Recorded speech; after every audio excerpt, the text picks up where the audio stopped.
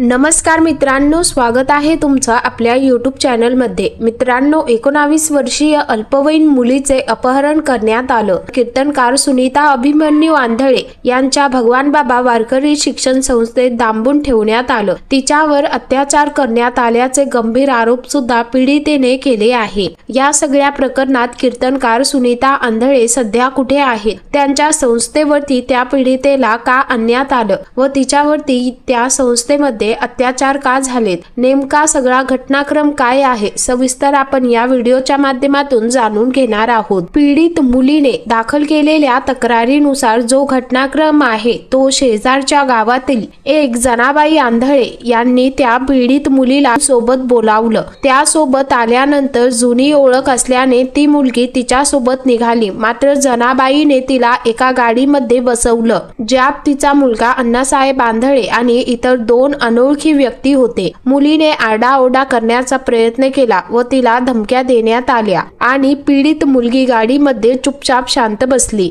ही सगळी घटना 2 जूनला सायंकाळी शेवगाव तालुक्यामध्ये घडली आहे। पीडित मुलगी जनाबाई आंधळे, तिचा मुलगा आणि त्यांचे सहकारी सगळे गाडीत बसले आणि अहिल्यानगर येथे गाडी पोहोचल्यानंतर जनाबाई आंधळे गाडीमधून उतरली। मुलीने पुन्हा एकदा विरोध केला असता अण्णासाहेबांनी तिला तिच्यावरती ऍसिडची बॉटल टाकून मारण्याची धमकी दिली, ज्यामुळे ती घाबरून गप्प बसली आणि त्यानंतर तिला देवाच्या आळंदीत आणण्यात आलं व तसेच अण्णासाहेबांच्या भावकीतल्या म्हणजे सुनीता आंधळे यांच्या घरी नेण्यात आलं। तिथे अण्णासाहेबांनी तिला लग्नाची मागणी घातली। मुलीने या सगळ्या गोष्टीला नकार दिला व तसेच अण्णासाहेबांनी सुनीता आंधळे आणि प्रवीण आंधळे यांच्या मदतीने तिला एका खोलीमध्ये डांबून ठेवलं आणि तिच्यावरती बळजबरीने अत्याचार केले। अशा पद्धतीची तक्रार पीडित मुलीने पोलीस ठाण्यामध्ये दिल्याचं पाहायला मिळतं। अत्याचारानंतर पीडित मुलीला एका खोलीमध्ये मोबाईल सापडला।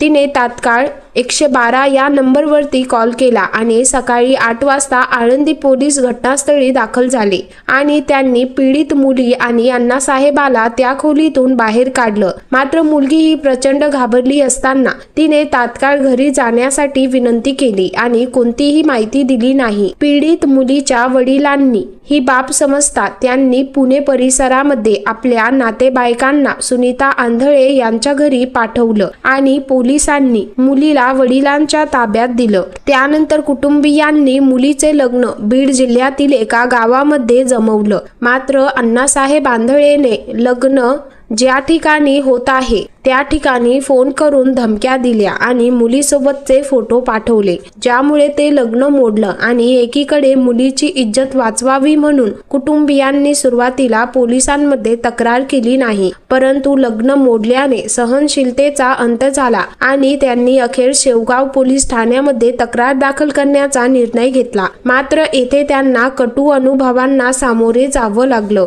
पीडित मुलींच्या वडिलांनी सांगितल्याप्रमाणे 4 दिवस पोलीस त्यांना उडवाउडवीचे उत्तर देत होते। अखेर 8 जुलै रोजी त्यांनी तक्रार दाखल करून घेतली व आरोपींना अद्याप अटक का नाही असं विचारलं असता पोलीस उपनिरीक्षक लहाने यांनी आम्ही देव नाही, आरोपी आम्हाला सापडत नाही, तुम्ही तुमचे कागदपत्र घेऊन जा असं उद्धटपणे उत्तर दिले, असं त्या पीडित मुलीच्या वडिलांनी सांगितलं। तर त्यांनी प्रसार माध्यमांना बोलताना एवढं सांगितलं की जर जास्त तुम्ही बोलला तर तुमच्यावर आम्ही खोटे गुन्हे दाखल करू, असे लहाने पोलिसांनी त्यांना धमकी दिल्याचं समोर आलं आहे। असे गंभीर आरोप पीडित मुलीच्या वडिलांनी केले आहे। या प्रकरणी अण्णासाहेब प्रल्हाद आंधळे व प्रवीण आंधळे आणि अनोळखी वाहन चालक आणि कीर्तनकार सुनीता आंधळे व तसेच सुनीता आंधळे यांचा पती अभिमन्यू आंधळे यांच्या विरोधामध्ये शेवगाव अर्थात आलेनगर पोलीस स्टेशन मध्ये गुन्हा दाखल करण्यात आला आहे।